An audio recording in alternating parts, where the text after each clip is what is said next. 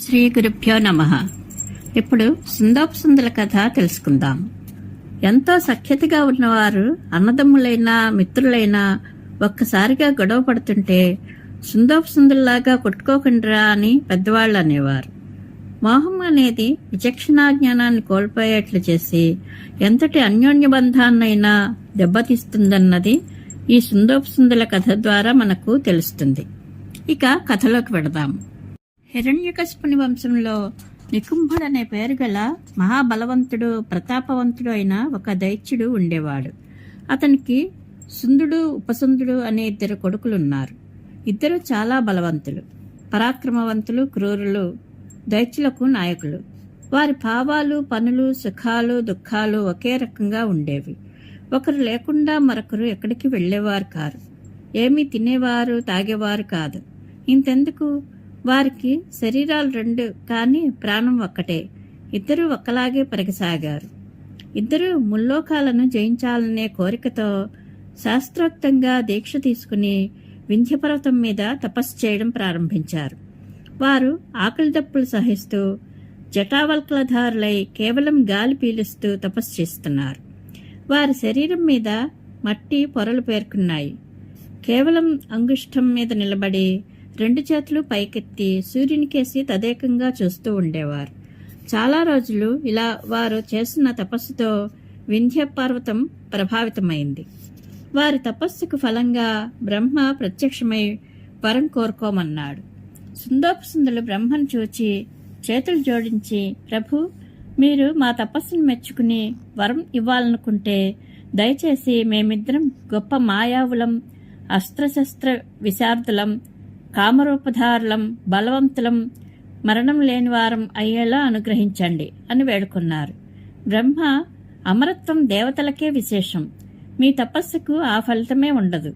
కాబట్టి అమరత్వం బదులుగా మీరేది అడిగితే అది ప్రాప్తిస్తుంది అన్నాడు. ఆ ఇద్దరన్నదమ్ములు, పితామహ, అలా అయితే మేమిద్దరం ప్రపంచంలోని ఏ ప్రాణి చేత గాని పదార్థం చేత గాని మరణించకూడదు. ఎప్పుడైనా మరణం అంటూ సంభవిస్తే అది ఒకరి చేతిలో ఒకరికి మాత్రమే జరగాలి అని కోరుకున్నారు. బ్రహ్మ వారికి ఆ వరం ఇచ్చి సత్యలోకానికి వెళ్లిపోయాడు. వారిద్దరూ వరం పొంది ఇంటికి తిరిగి వచ్చారు. సుందోపసుందుల బంధుల బాంధవుల ఆనందానికి మేరలేదు. సోదరులిద్దరూ అలంకరించుకుని ఉత్సవం జరుపుకున్నారు. వారి నగరం అంతా తిను, తాగు, అనుభవించు అనే నినాదాలతో హోరెత్తిపోయింది. నగరంలో ఇంటింటా ఇలా ఉత్సవాలు జరుగుతుండగా సుందోపసుందులు వృద్ధులైన పెద్దల సలహాతో దిగ్విజయానికి బయలుదేరారు. వారు ఇంద్రలోకంతో పాటు యక్ష, రాక్షస, నాగ, మ్లేచ్ఛాదులు అందరినీ జయించి సమస్త పృథివిని వశపరుచుకున్నారు. వారి ఆజ్ఞ మేరకు అసురగణాలు వెతికి బ్రహ్మర్షి, రాజర్షులను నాశనం చేయసాగాయి. బ్రాహ్మణుల అగ్నిహోత్రాన్ని నీళ్లలోకి విసిరివేశారు. తాపసుల ఆశ్రమాలను పీకివేశారు. అందులో పగిలిపోయిన కమండలువులు, శృక్సువాలు, కలశాలు మాత్రమే దర్శనమిస్తున్నాయి. ఋషులు దుర్గమ స్థానాలకు వెళ్లి దాక్కుంటూ ఉంటే ఇద్దరన్నదమ్ములు ఏనుగులు, సింహాలు, పులులుగా మారి వారిని సంహరించసాగారు. బ్రాహ్మణ క్షత్రియుల సర్వనాశనం జరిగింది.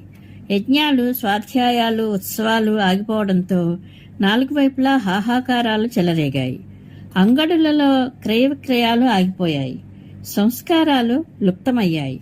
భూమి అంతా ఎముకల పోగులతో భయంకరంగా మారిపోయింది.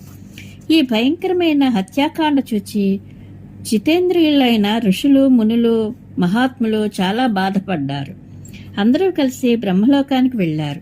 ఆ సమయంలో బ్రహ్మ దగ్గర మహాదేవుడు, ఇంద్రుడు, అగ్ని, వాయువు, సూర్యుడు, చంద్రుడు మొదలైన దేవతలు, వైఖానసులు, వాలఖిల్యులు మొదలైన వారందరూ ఉన్నారు.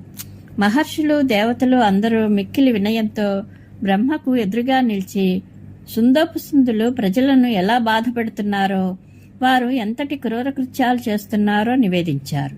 బ్రహ్మ ఒక్క క్షణం కాలం ఆలోచించి విశ్వకర్మను పిలిచి సర్వులకు మోహాన్ని కలిగించే ఒక అతిలోక సుందరి అయిన స్త్రీని సృష్టించమని చెప్పాడు. విశ్వకర్మ బాగా ఆలోచించి త్రిలోక సుందరి అయిన ఒక అప్సరసను సృష్టించాడు. లోకంలోని శ్రేష్టమైన వస్తువులలోని తిలప్రమాణం గల అంశాలను తీసుకొని ఆమె యొక్క ఒక్కొక్క అంగాన్ని నిర్మించాడు. కనుక బ్రహ్మ ఆ సుందరికి తిలోత్తమ అని పేరు పెట్టాడు. తిలోత్తమ బ్రహ్మ ఎదుట చేతులు జోడించి నిలిచి, దేవా, ఏమి ఆజ్ఞ అని అడిగింది. బ్రహ్మదేవుడు, తిలోత్తమ, నీవు సుందోపసుందుల దగ్గరికి వెళ్ళు, వారిని నీ అందంతో మైమర్పించు, నీ అందం నేర్పు చూసి వారిలో వారికి విరోధం పుట్టే ఉపాయం చూడు అని చెప్పాడు. తిలోత్తమ బ్రహ్మ ఆజ్ఞను తలదాల్చి అతనికి నమస్కరించి దేవతలకు అందరికీ ప్రదక్షిణం చేసింది. ఆమె అతిశయ రూపలావణ్యాలు చూసి దేవతలు, ఋషులు అందరూ ఇక కార్యం సఫలం కావడానికి ఎక్కువ సమయం పట్టదని భావించారు. ఇటు ఆ ఇద్దరు దైత్యులు భూమినంతటినీ జయించి నిశ్చింతగా, నిష్కంటకంగా రాజ్యపాలన చేస్తున్నారు. వారిని ఎదిరించేవారు ఎవరూ లేకపోవడంతో వారు సోమరులు, విలాసులు అయిపోయారు. ఒకసారి వారిద్దరూ వింధ్యపర్వత సానువులలో వివిధ వర్ణశోభితమైన పూలతో పరిమళభరితమైన లతల వృక్షాల పంక్తుల నడుమ ఆ పరిమళాలను ఆఘ్రాణిస్తూ ఆనందిస్తూ ఉన్నారు. అదే సమయంలో తిలోత్తమ వయ్యారాలు పోతూ కర్ణికార పుష్పాలు కోస్తూ వారి ఎదుటకు వచ్చింది. వారిద్దరూ మధువు క్రోలి మత్తిల్లి ఉన్నారు. వారు కళ్ళు పైకెత్తి చూశారు. తిలోత్తమను చూడగానే వారు కామమోహితులై వెంటనే లేచి ఆమెను సమీపించారు. వారింకేమీ ఆలోచించకుండా కామాంధులై ఆమె చేయి పట్టుకున్నారు. వారిద్దరూ శరీర బలంలో కానీ, ధనంలో కానీ, మత్తులో కానీ, ఉన్మాదంలో కానీ ఒకరికొకరు తీసిపోరు. కాబట్టి కామాతురులై తమలో తాము తగవులాడుకోసాగారు. సుందుడు ఆమె తన భార్య అని కనుక వదిన అవుతుందని అన్నాడు. ఉపసుందుడు ఆమె తన భార్య అని కనుక అతనికి మరదలతో సమానమని అన్నాడు. ఇద్దరూ ఎవరి మాట మీద వారు గట్టిగా నిలిచి ఆమె నీది కాదు నాది అని అంటూ దెబ్బలాడుకోసాగారు. క్రోధావేశంలో వారు తమ స్నేహాన్ని, ఆత్మీయతను మర్చిపోయారు. ఆమె చేయి ముందు నేను పట్టుకున్నానంటే నేను పట్టుకున్నానని అంటూ గదలు ఎత్తి కలియబడ్డారు. రక్తంతో ఇద్దరి శరీరాలు తడిసిపోయాయి. కొద్ది క్షణాలలోనే ఆ ఇద్దరు భయంకర రాక్షసులు నేల కొరిగిపోయారు.